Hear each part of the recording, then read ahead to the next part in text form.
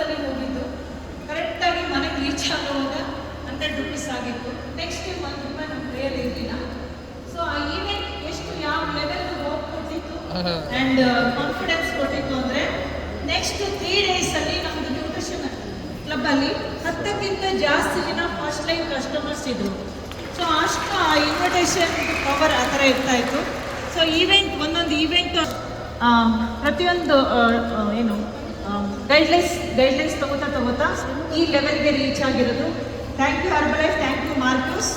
So retention ಬಗ್ಗೆ ಹೇಳಬೇಕು ಅಂದರೆ,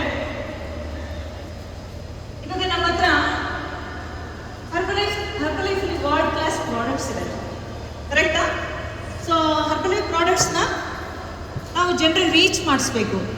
ಸೊ ಯಾರು ಪ್ರಾಡಕ್ಟ್ಸನ್ನು ರಿಟೇಲ್ ಮಾಡ್ತಾರೆ ಅವರು ಪ್ರಾಫಿಟ್ ಮಾಡ್ತಾರೆ. ಯಾರು ಪ್ರಾಡಕ್ಟ್ಸನ್ನು ರಿಟೇಲ್ ಮಾಡೋದಕ್ಕೋಸ್ಕರ ರಿಕ್ರೂಟ್ ಮಾಡ್ತಾರೆ